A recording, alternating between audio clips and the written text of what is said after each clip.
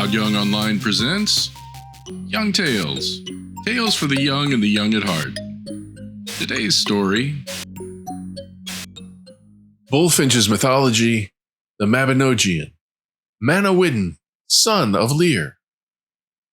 When the smoke of war had drifted from the fields of Ireland and the sorrow of Branwen was ended, there came home to Wales Manawyddan, son of Llyr, a prince without a kingdom. For his brother, Bendigeid the giant king, was dead, and his cousin Caswalion ruled now over the island of the mighty.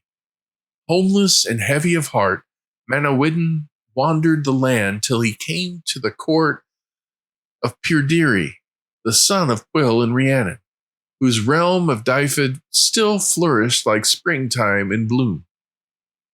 In the great hall of Narberth, Pwyll's son welcomed him with open arms. "Lord," he said, "be not sorrowful.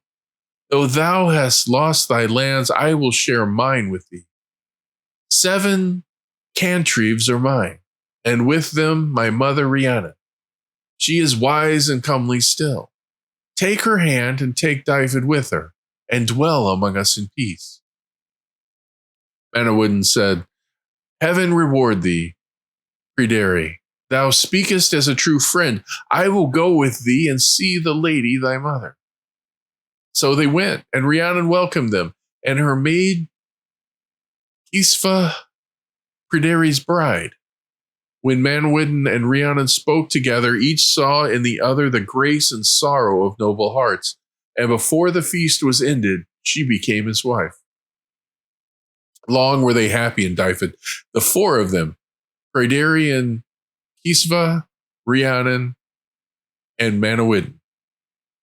They hunted, they feasted, and they loved one another's company. But one day, as they sat upon the mound of Narberth, there came a peal of thunder, fierce as wrath of the gods. Excuse me. Then fell a mist, thick as wool, heavy as sleep, and when it lifted, the world was empty. They looked upon the land and saw no smoke, no herds, no hearth fires, nothing but silent fields and ruined walls. All of the people of Dyfed were gone. Only those 4 remained. For a while they lived by hunting and honey, but food grew scarce, and sorrow came with the empty fields.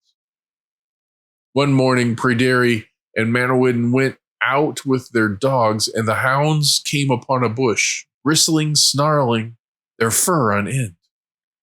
From the bush sprang a boar, white as snow, and it fled before them.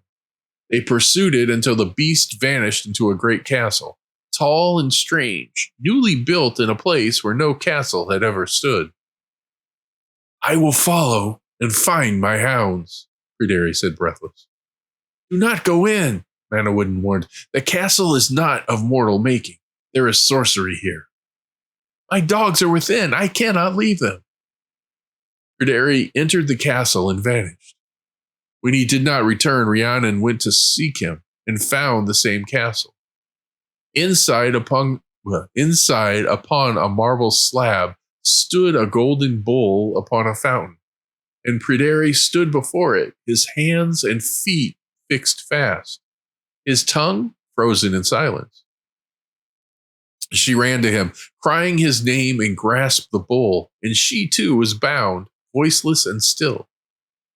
Then came thunder and mist once more, and when it cleared, the castle was gone.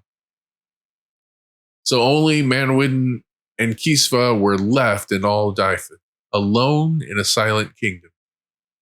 "Lady," he said, "be without fear. No harm shall come to thee from me. We will live as we may and bear this sorrow together." They left the empty land and went into England, where life still stirred. "What craft will you take up?" she asked. "That of a shoemaker," he said. "I have seen the work done, and I can learn the rest." In the town of Hereford, they bought fine leather and gold clasps, and made shoes so fair that all the city marveled.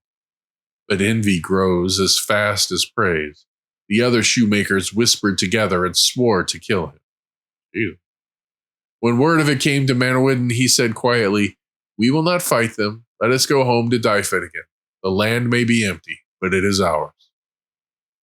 They returned, and Manawyddan sowed 3 crofts of wheat, fairer and fuller than any in the land. When harvest came, he went to reap and found the first croft bare straw, all the grain gone. The next morning, the second one was the same. Tomorrow, he said, I will watch the third, for whoever has begun my ruin will finish it here. That night he watched in silence. At midnight he heard a stirring, and saw a sight strange beyond belief. A vast army of mice, as many as leaves in autumn, came swarming into the field. Each climbed a stalk, bit off an ear of wheat, and carried it away. He leapt among them, striking and chasing, but they scattered like birds, all save one, slow and heavy, which he caught. He thrust it into his glove and tied it shut. The next morning he set 2 stakes upon the mound of Narberth and a small crossbeam across them. Today, he said, I will hang a thief. A poor scholar passed by and called, Lord, what are you doing? Hanging a thief, said Manawyddan. What thief? That little mouse in thy hand? Shame to a prince to hang such a creature. Let it go free, and I will give thee £1 I have earned in alms. I will not, said Manawyddan. It has robbed me, and I will see justice done. The scholar went his way. Then came a priest on a fine horse. Lord, he said, what reptile is that you hang? Let me ransom it with 3 pounds of silver. I will not, Manawyddan said again. It has earned the rope. Then came a bishop with all his train. Good sir, what work is this? I am hanging a thief. A mouse? Surely thou mockest heaven. Let me buy its freedom for 24 pounds, or all the horses thou seest here. Nay, Manawyddan said grimly, I will not set it free unless thou grant me certain things. Ask then, said the bishop. First, that Rhiannon and Pryderi be restored to me unharmed. Thou shalt have it. Next, that the charm and desolation be lifted from Dyfed. That also. And last, that vengeance never fall again on me or mine for this. So shall it be, said the bishop.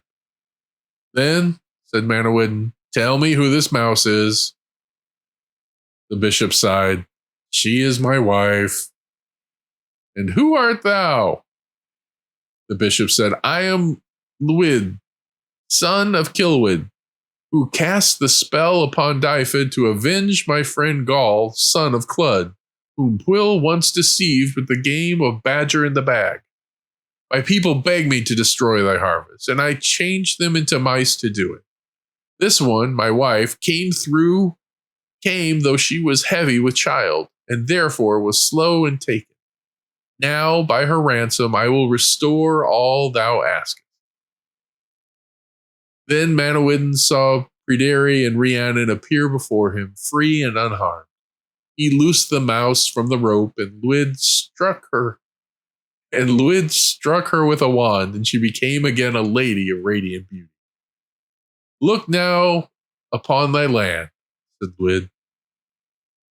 And when Manawyddan turned, he saw all the fields full of cattle and smoke rising from every hearth, the kingdom whole again as in days of joy. Then Llyr blessed them and departed in peace. So ended the 3rd branch of the Mabinogion, the tale of Manawyddan, son of Llyr, the prince who conquered with patience and who broke the curse not by sword but by wisdom. From his line came peace again to Dyfed, and the land was never left empty while his name was remembered. And here's where we end for today. Young Tales is produced and narrated by Todd Young from ToddYoungONLINE. If you enjoyed this, please like and subscribe and join us next time for another story. Thank you for your support.